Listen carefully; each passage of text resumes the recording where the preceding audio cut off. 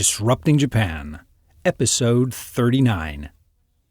Welcome to Disrupting Japan, straight talk from Japan's most successful entrepreneurs. I'm Tim Romero, and thanks for joining me.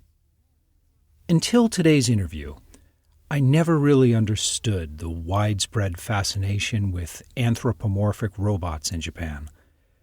Human-like robots proliferate in both Japanese games and movies, and in a surprising number of Japanese robotics startups. Fortunately, our guest today, Shunsuke Aoki of Yukai Engineering, explains it all in a way that makes sense. Shunsuke and his team were behind such products as the Nekomimi, which are a pair of thought-controlled robot cat ears, and the Idol robot, and Boka, their new family robot. We talk about their product development and their marketing strategies, as well as how the robotics market and the robot market are changing. We also talk about the reason that anthropomorphic robots might very well have a critical role to play in the coming Internet of Things revolution. But I don't want to give too much away, so let's get right to the interview. Ready to get started? Cheers. Cheers. I'm sitting here with Shun Aoki of Yukai Engineering. Let's see, you founded in 2007 to make cool consumer robots and gadgets. Is that a fair description? My company focuses on communication robots. We make something fun. Okay. We don't make something that's useful. So it's more entertainment robots, not industrial robots. Yeah. Since you founded this company in 2007, you've had a string of really interesting creative products. And wow, thank you. I can't list them all here because we'd never finish the podcast. You had a really big hit with Nekomimi. Yeah. Which a lot of our listeners might know or they might not. It was a set of robotic cat ears that responded to brainwave. Yes, brainwave, and it can tell your state of your mind, concentration, and relax. So the ears would go up and down depending on your state. Yes, yes. That was quite a big hit when you first introduced it 2 years ago? It was introduced in 2012. Is it still selling well? Yes, okay. It's still selling well. We're talking about social robots. Your latest creation, Boko, family robot, which is sitting in front of us here, but it's an audio podcast. I think this really represents what you were saying as a communication robot. So can you explain a bit what it does? Boko helps you communicate with your families by exchanging voice messages between smartphone and the Boko. Since it is an audio podcast, Boko is a small 20 centimeter high robot that sits on the table. Right. Boko stays at home. For example, like during the day, parents work outside home, and they can still leave message to their kids at home by using a smartphone app. Parents can send voice message to this robot or text message to this robot, and the robot will speak out the message. What is the appeal of that instead of just parents sending children text messages or voicemail to their phones? Leaving smartphone to kids makes a lot of trouble. So it's not a good idea to give little kids smartphones. That's true. That's true. Give them a smartphone and leave it to them. They will all day watch animation, doing games. So the idea is that when the kids come home, the Boko robot would greet them with the parents' message. Yeah. It has sensors, so it knows when people come in or something like that, right? Right. Boko is shipped with accelerometer, which can be attached to any object, like front door. Ah, okay. And the sensor will send you a notification on your phone. Someone would come in and open the door. The message would be sent to the parent's mobile phone. The Boko robot would greet the kids coming home with whatever message the parents left for them. Yeah, yeah. So I've been in Japan a long time, and Japan has had a fascination with robots forever. There is a lot of things like boko, which are robots that are sort of in human form. Mm-hmm. So boko, pepper, azimo. Azimo. The aibo you have over there, I mean, that's a dog technically, but what is the special attraction of robots having this human form? Why is that so appealing? When people talk about robots, they talk about how they look. Technically, like the vending machines or the auto ticket machine. The ticketing machines? At the stations. Yeah, those are all robots, technically. Yeah, yeah. But they don't look like people. We're surrounded by robots. We use them every day. Yeah, yeah. But we don't want them to have human form. So I'm happy to have a TiVo record my TV shows. Mm-hmm. But I don't want to come home and find TiVo sitting on my sofa drinking a beer.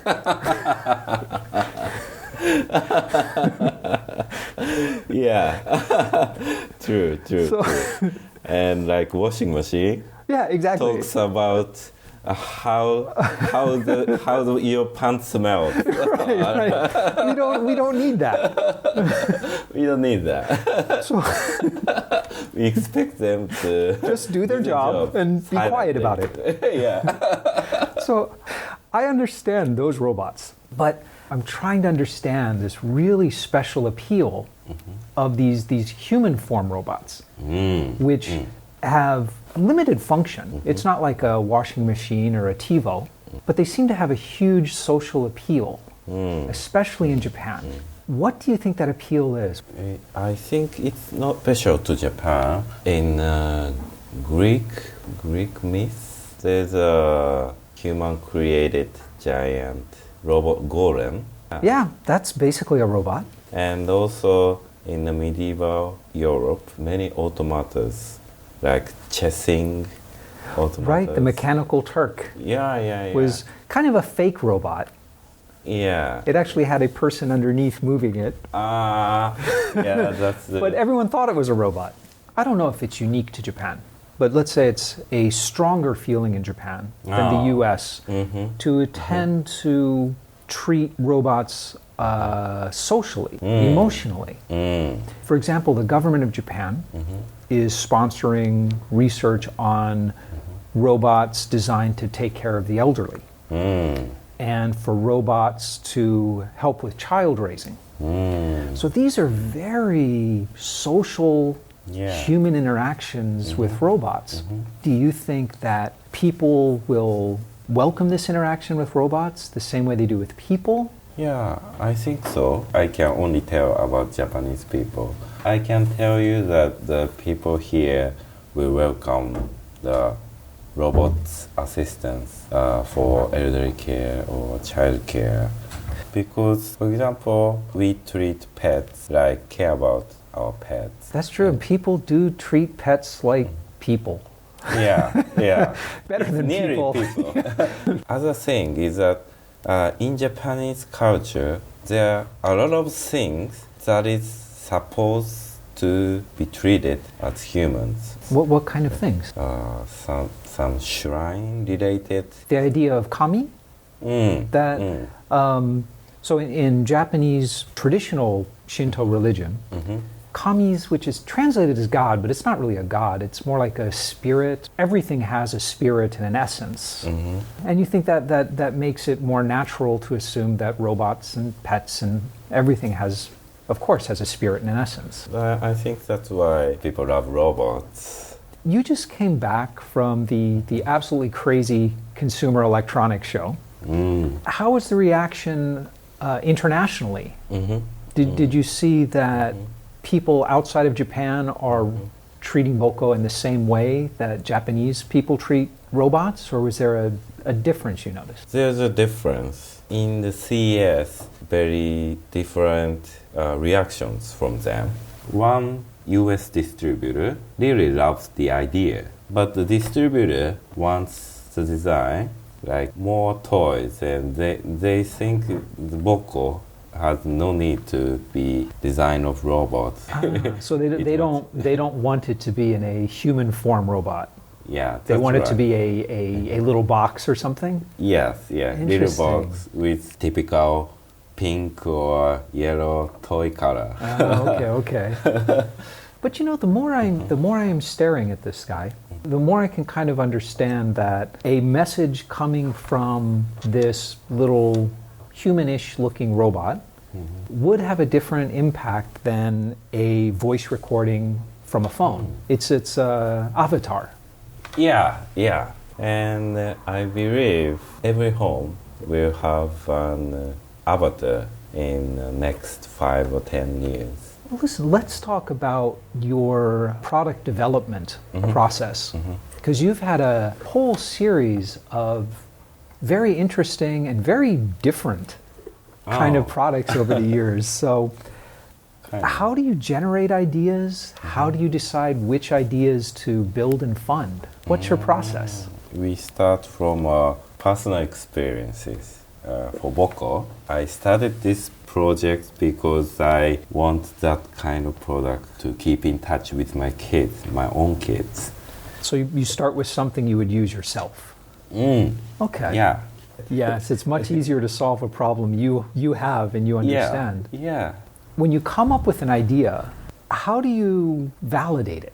How do you make sure that it's not some crazy idea that no one else besides you and the team are going to be interested in? We estimate the design and cost. Right. In many cases, the cost doesn't make sense. Okay. Well, that's a good first check. Right? Yeah. Okay, so once you've figured that the price point is appropriate, how do you check that people actually want to buy it? We always create videos and post it to YouTube. We can tell by number of views how many people will love the idea. Okay. Now, do you work with other studios and companies as well to produce these products? Or do you do everything in-house? In most cases, design and circuit board design, mechanical design, and the software design. For the design part, we do everything in-house. For the manufacturing part, we outsource. And do you do your own distribution and sales? It depends on the products. As for Boko, we are partnering with DMM.com Mate. Okay. They opened a new online store dedicated to the consumer robotics. Well, DMM has been doing amazing things in the makerspace. Yeah. DMM Make facility is unbelievable. I don't think there's anything like it in Japan. Now, you're raising funds for the first time ever, right? Yes. So yes. why the change? You've been running for so many years as a bootstrap. Because this is time we need to accelerate our growth. This type of communication robot can become an important part of the people's life. The new funds will be focused on building more social robotics. Yes, that's right. Are you looking to have a bigger line of products? Are you looking to spend the money on improved marketing or production? We will put money on the development of software side. There's an emerging market of IoT products. Only some of them are really penetrated into the home market. Right now, there is a tremendous amount of creativity in IoT space. So the main purpose of the funding is just to increase your product line, to make your software stronger for the robotics side. Yeah. These kind of communication robot will be used as an avatar for IoT products. So in a sense, you're seeing these robots as almost a UI. Yes. To back-end systems that are running on mobile phones or Internet of Things. Exactly. Interesting. If you are in a very smart house, there is some, the HAL computer 2001. HAL? Of course. Yeah. Everyone knows Space HAL. Odyssey. if you imagine that how type of AI is installed in your living room and control everything. Yes, that's not an appealing... Is it comfortable for you? I don't believe so. I believe that more charming avatar to talk to. Huh. So a more friendly, a more avatar, more user-friendly UI for whatever systems in the background. But that will be a big shift because up until now, you know, we were saying before, robots are everywhere, but they don't look like people. They still look like machines. Yes, yes. So you think the Internet of Things is going to be what changes the desire to interact with knobs and buttons and want to interact with something that looks more human-like or lifelike? Yeah, in some IoT applications, we control them through smartphones. I believe that using smartphone at home is not a good idea. Spending time with your family, and everyone carries their own smartphone and watching their screens isn't a good idea. Okay, so it could be a group activity where the robot is kind of participating. Yeah. Okay. Yeah. Before you started raising funds, you ran a few Kickstarter campaigns, right? Right. Why did you choose Kickstarter instead of Makuake or Campfire or one of the Japanese? Because at that time, we already started gathering pre-orders in Japan. Oh, okay. Yeah. So it was purely marketing. Yeah. Okay. So it's for overseas market. So actually, tell me a bit about Yukai Engineering's customers, because you've come up with a line of very interesting and different products, but Yukai is not a brand. So when you're introducing a new product like Boko here, are you selling it to your existing customer base? Are you going out and having to create a new brand with every product? Because we are a startup, we are in the process of building our own brand. So that's something you're working on. Because we have smartphones for more 20 or 30 years. I think design of smartphone is completed already. And it will last for 20 or 30 years. You might be right there. It's very new, but once something, whether it's the windowing UI of a desktop computer or once a UI gets fixed, it doesn't tend to change much, does it? Yeah. I have a notebook computer from the 1991. Yeah, you can. Well, I saw your computers back. I had one of those original Macintoshes. I did. It was in my dorm room. And I have a PowerBook there. Oh, yeah. And it's released like 1991 I or remember something. those well. It's basically the same as a notebook computer. Yeah, yeah. Now. So the UI doesn't change if it's fixed. So you think this human form avatar, human form robots is the next step in the UIs? Yes. All right. Yes. That's our biggest challenge, to define the UI. Yeah. It's not fixed. No, it's a wide open question, isn't it? Yeah.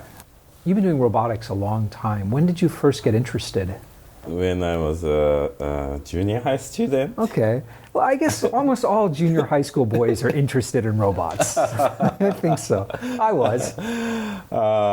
I watched Terminator 2. Terminator 2? Yeah. I don't know if that's the best model for a social robot. No, but I was fascinated by the idea of creating its own artificial mind. I was fascinated about that, and I want to do the same thing in the future.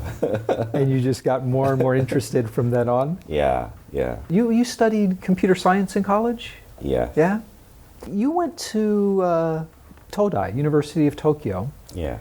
Which is by far the most dominant, considered the best college in Japan.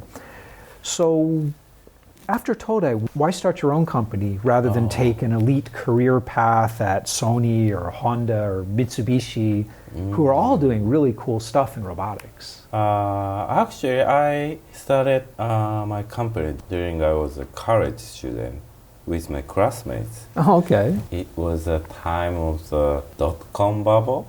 Ah, okay. I'm excited to be involved with the emergence of internet.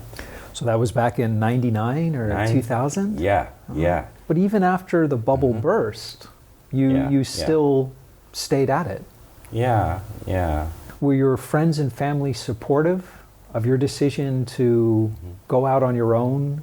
Absolutely. My families were against that decision. And especially my parents, they told me, crying, oh no. We raised you in the hope of we'll be working for Sony or Hitachi. But you don't do that. Why is that? Why do you want to go out and make strange little cute robots? Yeah. Have they come around? Are they more supportive now after you've had some successes? Yeah. Recently, my company has some media coverage, so my parents find it and they're very happy about it. And now they are relieved. Good. It only took 15 years. Robotics really is changing. So we talked before about how Japan has always been very strong in robotics, both the consumer-facing robotics and industrial robots. But the next phase in robotics really looks like it's going to be driven by AI and software processes. Yeah. And so this time, it's a question that Japanese companies still that's have my question. Because the U.S. has always been extremely strong on the software side. Yes. And in the last, and they've always been pretty good at robotics as well, but in the last 5 or 10 years, there's been some amazing robotics companies coming out of the U.S. Yeah. So do you think Japan will be able to stay on top, to continue to win in this next phase of robotics? I'm very skeptical about Japanese robot will stay strong, but I believe that we have a long tradition designing robots, designing consumer robots, and we also have a culture that welcomes robots. When we talk about computer software industry, business applications, the market is dominated by the US companies. But gaming Japanese companies has been very competitive.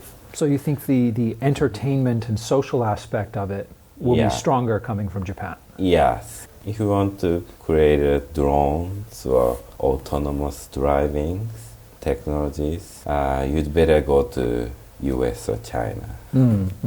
When we talk about communication robots, building robots here in Japan still makes sense, I think. All right. Well, let me ask you what I call my magic wand question. If I gave you a magic wand and I said you could change anything about Japan, laws, education system, attitudes, anything at all, to make it better for Japanese startups, what would you change? Magic wand. Magic wand. We have a large defense budget, and the government invest the budget to the researches involving startups. So you think that you would like to see the government sponsor more startups to do basic research? Yeah. That would be interesting because especially if you look at what's going on in some of the universities now, there is a tremendous amount of creative, interesting kind of senior thesis, senior projects that are getting done and then just stopping after graduation. So it would be interesting if the government could provide some funding to allow that research to continue on a small scale. Silicon Valley is originally basically created by the Ministry of Defense. Yeah, it's something a lot of people don't like to talk about, but yeah, it's defense spending. Defense spending certainly fueled a lot of Silicon Valley. A lot of America's progress in robotics has been because of DARPA projects. So it's been direct sponsorship. So you think the Japanese should have similar programs to develop strategic technologies? That would be huge. Because we spend too much on the elderly care, health care. And it goes to the medical industries and just to the really big companies and the big hospitals, and there's no innovation there. No. There's no enough research. So you would use your magic wand to create a Japanese version of DARPA? To fund strategic, essential research that's open to anybody? Yes. iRobot, the company, created the Roomba. They lived on the budget from DARPA for 10 years. So many American robotics companies do. I mean, until they finally created Roomba. Well, listen, we need DARPA. We need a Japan version of DARPA. Yes. Well, listen, before we wrap up, is there anything else that you want to talk about? I believe that robotics the design is the most important part. I think it's our basic nature that creates something similar to ourselves. I think it's an instinct that humans have. We want to create robots in our own image. We want something that is similar to us, that can take care of our surroundings. So, Boko, not Hal. Not Hal. Okay. Definitely. Excellent. Listen, thanks so much for sitting down with me. This has been a great discussion. I really appreciate it. Thank you very much. Okay. And we're back. I think Shunsuke's suggestion of having a Japanese version of DARPA would be a huge boost to startups and innovation in Japan.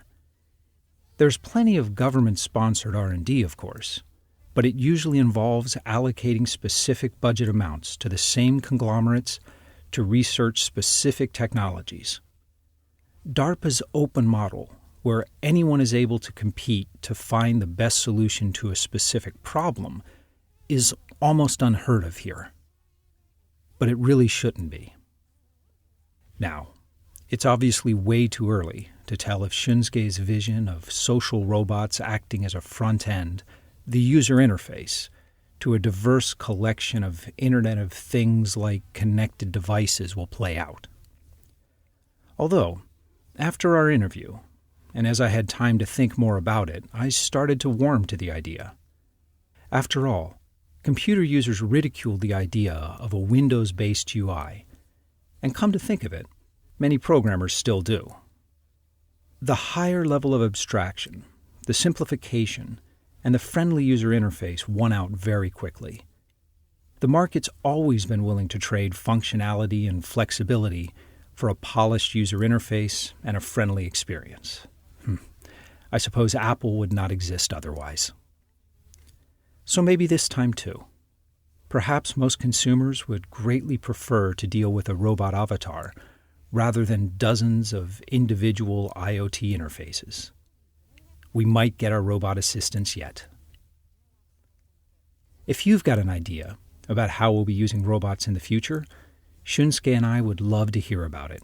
So come by disruptingjapan.com/show039 and let us know what you think. And when you drop by, you'll find all the links and sites that Shunsuke and I talked about, and much, much more in the resources section of the post. But most of all, thanks for listening. And thank you for letting people interested in Japanese startups know about the show. I'm Tim Romero, and thanks for listening to Disrupting Japan.